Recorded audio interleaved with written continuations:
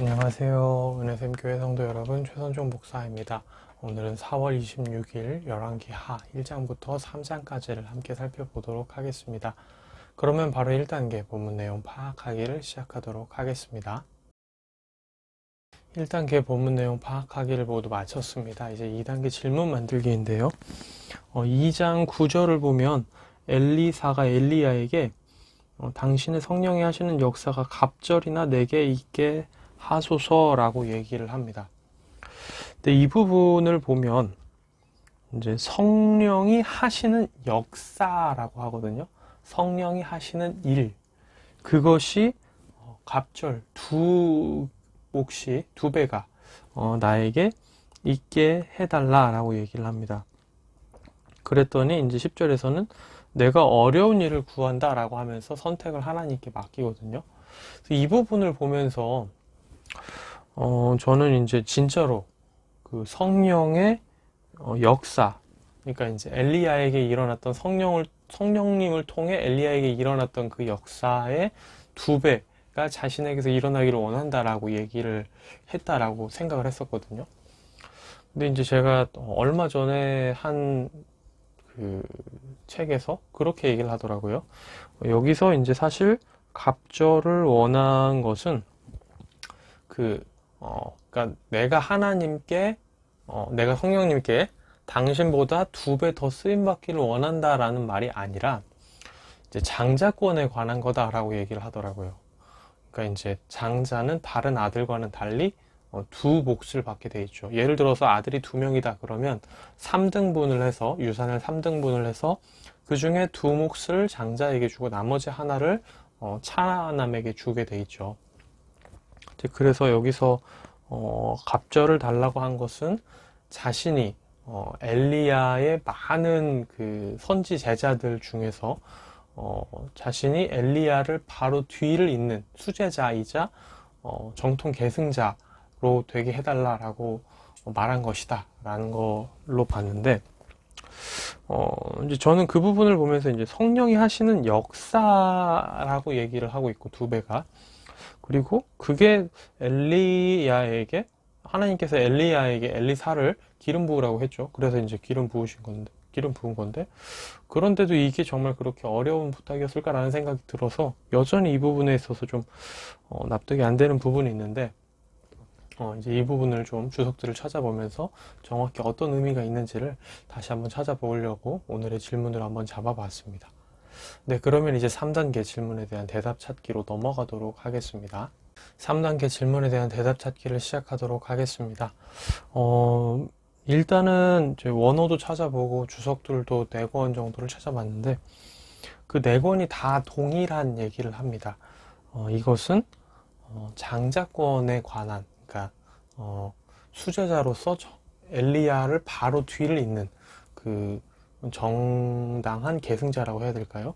선지자로서의 어떤 계승, 이런 것들을 얘기한다고 할 수 있습니다. 그러니까 하나님이 직접 능력을 주시고 성령님을 주시고 하나님의 어떤 도구로 쓰임받는 그런 선지자의 적통 계보를 잇고 싶습니다라는 말로 해석할 수 있다라고 다 얘기를 하는데, 그래서 원어도 찾아봤더니 한글 성경에서 지금 되어 있는 당신의 성령이 하시는 역사라고 되어 있는 부분에서 이 역사, 일이라는 게 원어로는 사실 없습니다.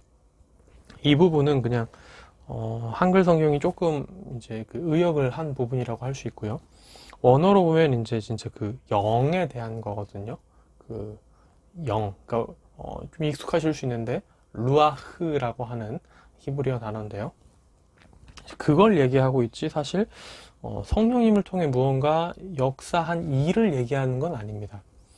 그러니까 지금 여기서 말하는 건 사실, 그리고 성령님이라는 것은 제가 이제 예전에도 한번 신약을 설교하면서 말씀드린 적이 있지만 성령님은 인격이시고 하나님이시기 때문에 양을 나눌 수가 없습니다.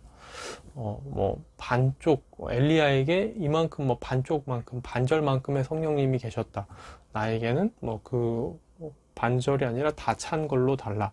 혹은 1인분이 아니라 2인분을 달라. 이런 식으로 얘기를 할 수가 없는 거죠. 성령님이 그 자에게 임하신다면 그 충만하신 성령님이 그냥 임하시는 겁니다. 성령님이 뭐 얼마만큼 임한다 이렇게 에너지처럼 표현할 수 있는 분이 아니시거든요. 그렇기 때문에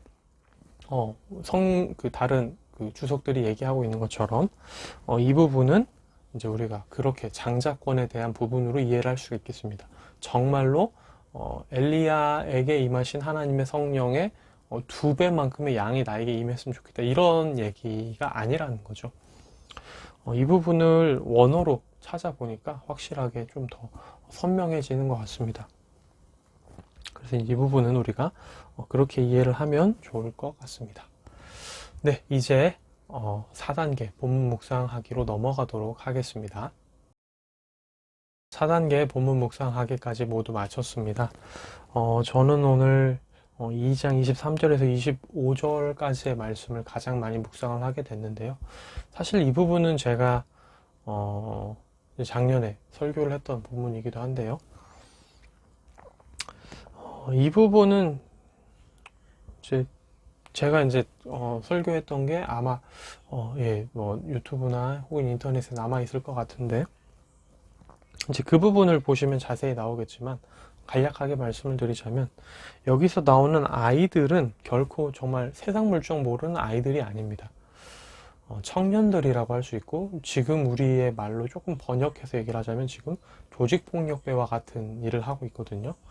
우상숭배로 이들은 큰 이득을 얻었기 때문에 여호와의 선지자 엘리사가 와서 자신들의 우상숭배로 인한 이권이 무너지지 않기를 바라는 어떤 지역의 우상 종사자들 혹은 우상으로 인해 먹고 살고 있고 그로 인해 이득을 보고 있는 청년들이라고 할 수 있습니다.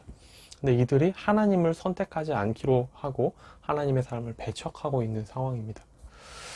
그래서 지금 위협하고 있는 거죠. 둘러싸서.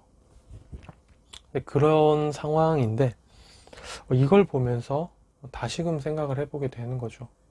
우리가 하나님이 아닌 다른 것에서 무언가 이득을 얻고 있다고 생각을 하고 그게 하나님보다 좋다고 생각해서 하나님을 선택하지 않고 하나님을 배척하고 우리가 그것에 매달릴 때 우리의 삶은 처참해질 수 있는 겁니다. 갈기갈기 찢길 수 있는 거죠. 우리는 하나님을 택해야 됩니다. 그런 사람들입니다. 하나님을 버리고 다른 것을 택하겠다? 우리의 결말은 결코 좋을 수가 없습니다. 때로는 좀 무섭게 들릴 수도 있는 말이지만 우리가 하나님과 다른 무언가를 감히 저울질하고 내가 살아가는 데는 하나님보다 이게 더 풍족하겠다. 나는 그러니까 이걸 택하겠다라고 하는 것은 우리가 하나님을 너무 무시하고 하나님을 경외하지 않는 것과 같습니다. 그렇기 때문에 우리가 하나님이 어떠한 분이신지를 정말 안다면 그리고 힘써 안다면 결코 이런 선택을 하지 않을 거고 할 일도 없을 거고요. 해서도 안 될 겁니다. 이런 부분들을 생각을 해보면서 다시금 그래 나는 이미 여호와를 선택했고 평생 끝까지 여호와만 선택하는 삶을 살아야겠다. 한순간도 다른 어떤 유혹에 흔들려서 여호와 아닌 다른 것을 선택하려고 하지 말아야겠다. 이런 생각들과 결단들을 하게 됩니다. 네, 오늘의 큐티는 여기서 마무리가 되고요. 내일 다시 뵙도록 하겠습니다. 안녕히 계세요.